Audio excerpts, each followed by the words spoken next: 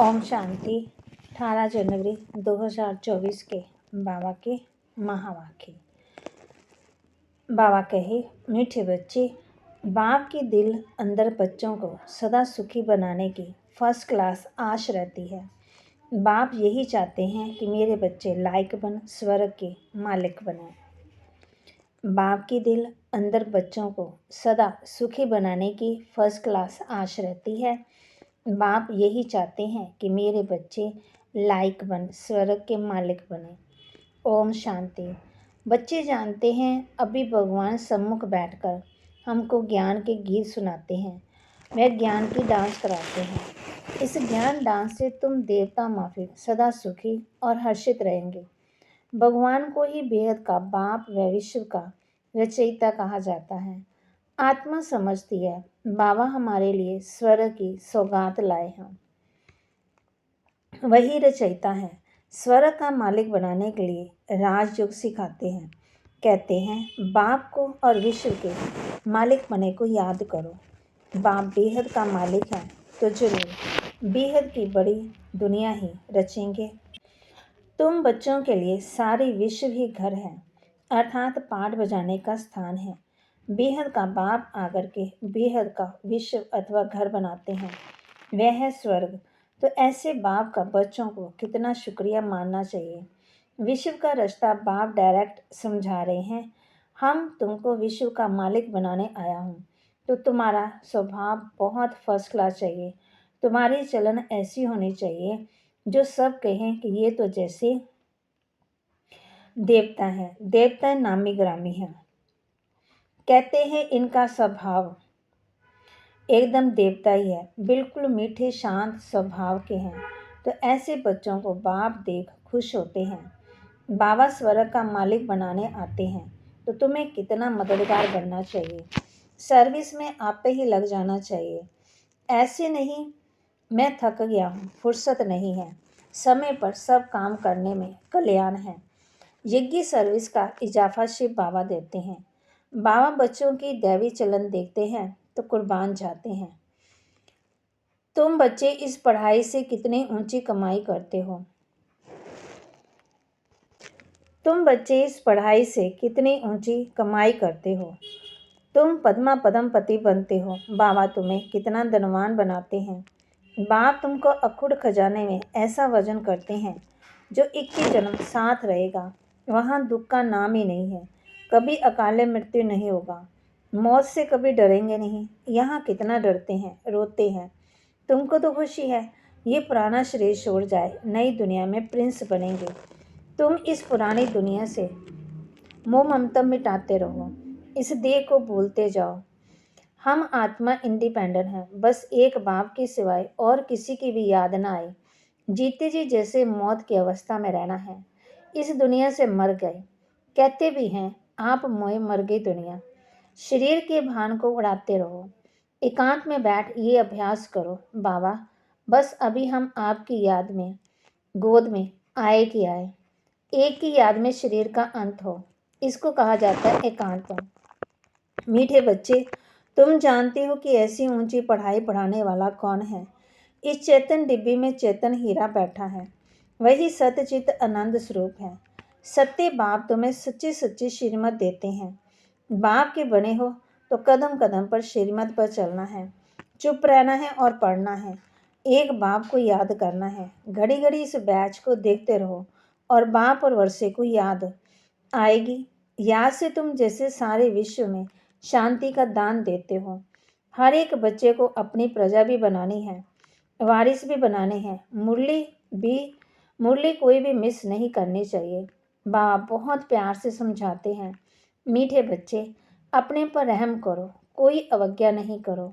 जो खुशबूदार फूल हैं वह खींचते हैं, जो जैसा है ऐसे सर्च लाइन लेने की कोशिश करते हैं। खुशबूदार गुणवान बच्चों को देख प्यार में खुशी में नैन गीले हो जाते हैं। कुछ तकलीफ होती है तो बाबा सर्च लाइट देते हैं। बाबा समझाते हैं, मीठे बच्चे तुम्हें इस पुरानी दुनिया में कोई भी आश नहीं रखनी है। अब तो एक ही श्रेष्ठ आश रखनी है कि हम तो चले सुखधाम। कहाँ भी ठहरना नहीं है, देखना नहीं है, आगे बढ़ते जाना है। एक तरफ ही देखते रहो, तब ही अचल अडोल स्थिर अवस्था रहेगी। अब ये दुनिया खत्म होनी है, इसकी बहुत सीरियस हालत है। इस समय सबसे अधिक गुस्सा प्रकृति को आता है, इसलिए सब खत्म कर देती है। तुम जानते हो, ये प्रकृति अभी अपना गुस्सा जोर से दिखाएगी, सारी पुरानी दुनिया को डुबो देगी। अर्थक्वेक, मकान आदि सब गिर पड़ेंगे, अनेक प्रकार से मौत होते रहेंगे। ये सब ड्रामा का प्लान बना हुआ है, इसमें दोष किसी का नहीं है, विनाश तो होना ही है। इसलिए तुम्हें इसमें बुद्धि का योग हटा देना है। तुमने तो अपना सब कुछ इंश्योर कर दिया है, इसलिए तुम्हें किसी भी प्रकार की चिंता नहीं। तुम्हारा सब कुछ सफल हो रहा है। अब तुम कहेंगे, वाह सदगुरु वाह, जिसने हमको ये रास्ता बताया, वाह तकदीर वाह, वाह ड्रामा वाह, तुम्हारे दिल से निकलता है। शुक्रिया बाबा, आपका जो हमारे 2 मुट्ठी चावल लेकर हमें सेफ्टी में भविष्य में 100 गुना रिटर्न देते हो। परंतु इसमें भी बच्चों को बड़ी विशाल बुद्धि चाहिए। बच्चों को अथाह ज्ञान धन का खजाना मिलता रहता है, तो अपार खुशी होनी चाहिए। जितना हृदय शुद्ध होगा, औरों को भी शुद्ध बनाएंगे। योग की स्थिति से ही हृदय शुद्ध बनता है। तुम बच्चों को योगी बनाने का शौक होना चाहिए। अगर देह में मोह है, देहाभिमान रहता है, तो समझो हमारी अवस्था बहुत कच्ची है। देहाभिमानी बच्चे ही सच्चा डायमंड बनते हैं। इसलिए जितना हो सके देहाभिमानी बनने का अभ्यास करो। बाप को याद करो। बाबा अक्षर सबसे बहुत मीठा है। बाप बड़े प्यार से बच्चों को पलकों पर बिठाकर साथ ले जाएंगे। ऐसे बाप की याद में नशे में चकनाचूर होना चाहिए। बाप को याद करते करते खुशी में ठंडे ठार हो जाना चाहिए। जैसे बाप उपकारियों पर भी उपकार करते हैं, तुम भी फॉलो फादर करो, सुखदाई बनो। बाप के दिल अंदर बच्चों को सदा सुखी बनाने की कितनी फर्स्ट क्लास आश रहती है कि बच्चे लायक बन स्वर्ग के मालिक बने। तुम बच्चे अभी ड्रामा के राज को भी जानते हो। बाप तुम्हें निराकारी, आकारी और साकारी दुनिया का सब समाचार सुनाते हैं। आत्मा कहती है, अभी हम पुरुषार्थ कर रहे हैं नई दुनिया में जाने के लिए। हम स्वर्ग में चलने लायक जरूर बनेंगे, अपना और दूसरों का कल्याण करेंगे। अच्छा, बाप मीठे बच्चों को समझाते हैं। बाप दुख हरता सुख करता है, तो बच्चों को भी सबको सुख देना है। बाप का राइट हैंड बनना है। ऐसे बच्चे ही बाप को प्रिय लगते हैं। शुभ कार्य में राइट हाथ कोई लगाते हैं, तो बाप कहते हैं, हर बात में राइटेस बनो। बाप को याद करो, तो अंतमति सो गति हो जाएगी। इस पुरानी दुनिया से ममता मिटा दो, ये तो कब्रिस्तान है। धंधाधोरी बच्चे, बाबा कहे, धंधाधोरी बच्चों आदि के चिंतन में मरे तो मुक्त अपनी बर्बादी कर देंगे। शिव बाबा को याद करने से तुम बहुत आबाद होंगे।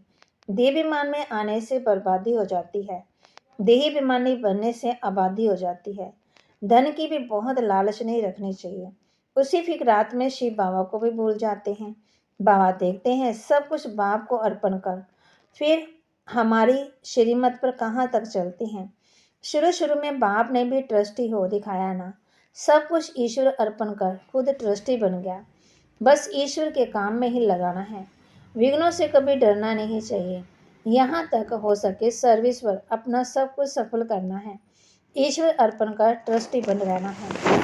अच्छा, मीठे मीठे सिकिलते बच्चों प्रति माता पिता बाप दादा का याद प्यार और गुड मॉर्निंग। रूहानी बाप की रूहानी बच्चों को नमस्ते। रूहानी बच्चों की रूहानी बाप दादा को दिलवा चांद सिकवा प्रेम से नमस्ते। अव्यक्त महावाक्य रिवाइज कोर्स 15/4/74। क्या सभी उन्नति की ओर बढ़ते जा रहे हैं? सदा लगन में मगन और विघ्न विनाशिक, ये दोनों निशानियां क्या अनुभव में आ रही हैं? बाप पूछते, विघ्न विनाशिक बनने के बजाय विघ्नों को देख अपनी स्टेज से नीचे तो नहीं आ जाते? क्या अनेक प्रकार के आए हुए तूफान आपकी बुद्धि में तूफान तो पैदा नहीं करते? जैसे कुएं के द्वारा तोहफा मिलता है तो बुद्धि में हलचल नहीं होती, बल्कि उल्लास उमंग रहता है। इसी प्रकार आए हुए तूफान उल्लास बढ़ाते हैं या हलचल बढ़ाते हैं। अगर तूफान को तोहफा समझ तो हलचल होगी, और तोहफा समझ अनुभव किया तो उससे उमंग उत्साह और हिम्मत अधिक बढ़ेगी। यह है चढ़ती कला की निशानी। घबराने की बजाय गहराई में जाकर अनुभव के नए नए रत्न इन परीक्षाओं के सागर से प्राप्त करेंगे, क्योंकि हलचल के अंदर रत्न समाये हुए हैं। ऊपर ऊपर से अर्थात बाहर मुक्ता की दृष्टि और बुद्धि द्वारा देखने से हलचल दिखाई देगी अथवा अनुभव होगी, लेकिन उस आई हुई बातों को अंतर्मुखी दृष्टि व बुद्धि से देखने से अनेक प्रकार के ज्ञान रत्न अर्थात राइटिस प्राप्त होंगे। पॉइंट भी और राइट भी पता चलेगा। अगर कोई भी बात को देखते या सुनते हुए हैरानी अनुभव होती है तो ये फाइनल स्टेज नहीं है। ऐसा तो होना नहीं चाहिए। ड्रामा के कोने होने पर अगर ऐसा भी संकल्प उत्पन्न होता है तो इसको भी अंश मात्र के हलचल का रूप कहेंगे। अब तक भी क्यों क्या का क्वेश्चन अगर उठता है तो इसका अर्थ है हलचल। जितना विघ्न आना आवश्यक है उतना विघ्न विनाशी स्थिति में रहना यही हर्षित रहने का साधन है। नथिंग न्यू, ये है फाइनल स्टेज। यदि कोई भी हलचल का कर्तव्य करते हो, व्यापार बजाते हो, तो सागर समान ऊपर से हलचल भले ही दिखाई दे रही है, अर्थात चाहे कर्मेंद्रियों की हलचल में आ रहे हैं, लेकिन स्थिति नथिंग न्यू की हो। एकाग्र, एक रस, एकांत अर्थात एक रचयिता और रचना के अंत को जानने वाले त्रिकालदर्शी की स्टेज पर आराम से शांति की स्टेज पर स्थित है, या कर्म इंद्रियों की हलचल आंतरिक स्टेज को भी हिला देती है। जब स्थूल सागर दोनों ही रूप दिखाता है तो क्या मास्टर ज्ञान सागर ऐसा रूप नहीं दिखा सकते? ये प्रकृति के पुरुष से कॉपी की है। आप तो पुरुषोत्तम हो। जब प्रकृति अपनी क्वालिफिकेशन दिखा सकती है तो क्या ये पुरुषोत्तम नहीं दिखा सकते? बाबा कहते अभी समय अति की तरफ बढ़ रहा है, सभी तरफ दिखाई पड़ रहा है ना अति, अंत की निशानी अति है। तो जैसे प्रकृति समाप्ति की तरफ अति में जा रही है, वैसे संपन्न बनने वाली आत्मा के सामने अब परीक्षा व विघ्न भी अति के रूप में आएंगे। इसलिए बाप कहते हैं आश्चर्य नहीं खाना, हैरान नहीं होना कि ये पहले नहीं था, फिर अब क्यों। बाप कहते हैं फाइनल पेपर में आश्चर्यजनक बातें क्वेश्चन के रूप में आएंगी, तब तो पास और फेल हो सकेंगे ना। ऐसी ऐसी बातें आएंगी जो ना चाहते हुए बुद्धि में क्वेश्चन उत्पन्न हो। यही तो पेपर है, और है भी 1 सेकंड का पेपर। क्यों का संकल्प चंद्रवंशी की क्यों लगा देगा। इसलिए एक स्थिति में स्थित होने का अभ्यास निरंतर हो। समस्या की सीट को संभालने नहीं लग जाओ, लेकिन सीट पर बैठ समस्या का सामना करना है। अभी तक समस्या सीट की याद दिलाती है, विघ्न आता है तो विशेष योग लगाते हो और बट्ठी रखते हो। इससे सिद्ध होता है कि दुश्मन की शास्त्र की स्मृति शास्त्र दिलाते हैं और स्वतः ही इस सदा स्मृति नहीं रहती। निरंतर योगी हो या अंतर वाले योगी हो, टाइटल तो निरंतर योगी का है। दुश्मन आए ही नहीं, समस्या सामना ना कर सके, सूली से कांटा पड़ना, ये भी फाइनल स्टेज नहीं है। सूली से कांटा बने उसके बजाय कांटों को योग अग्नि से दूर से ही भस्म कर दो। बाबा कहे कांटा लगे फिर निकालो, ये फाइनल स्टेज नहीं है। कांटों को अपने संपूर्ण स्टेज से समाप्त कर देना है, ये है फाइनल स्टेज। ऐसा लक्ष्य रखते हुए अपनी स्टेज को आगे बढ़ती कला की तरफ बढ़ाते चलो। बड़ी बात को छोटा अनुभव करना। इस स्टेज तक नंबर वार यथाशक्ति पहुँचे हैं। अब पहुँचना वहाँ तक है जो कि अंश और वंश समाप्त हो जाए। आप सभी हिम्मत, उल्लास और सर्व के सहयोगी सदा रहते हुए चल रहे हो ना। कलयुग की दुनिया को समाप्त करने के लिए व परिवर्तन करने के लिए, माया को विदाई देने के लिए संगठन अर्थात घेराव डाला हुआ है। मजबूत घेराव डाला हुआ है ना। जब बीच बीच में कोई ढीले हो जाते हो अथवा थक जाते हो, चलते चलते रुक जाते हैं, ना आगे बढ़ना ना पीछे हटना, जैसे कि वैसे रहना, ये पाठ तो पक्का नहीं करते हो। समय धक्का लगाएगा तो चल पड़ेंगे, ऐसा सोचकर यहाँ कि वहाँ रुक तो नहीं गए ना।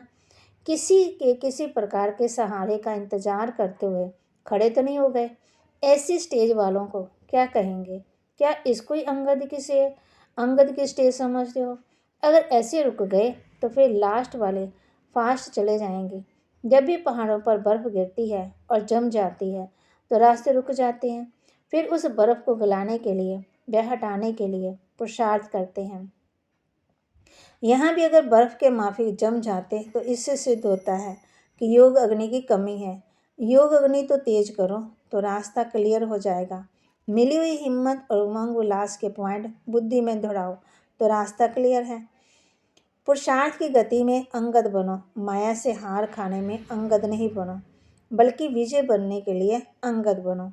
अच्छा, ऊंच से ऊंच बाप द्वारा पालना लेने वाले, विश्व की पालना करने वाले, विष्णु कुल की श्रेष्ठ आत्माएं, प्रकृति को परिवर्तन करने वाले पुरुषोत्तम आत्माएं, विश्व के आगे शास्त्र का मूर्त सिद्धि प्रसिद्ध होने वाली आत्माएं, योगी तो आत्माओं के प्रति बाप दादा का याद प्यार और गुड नाइट।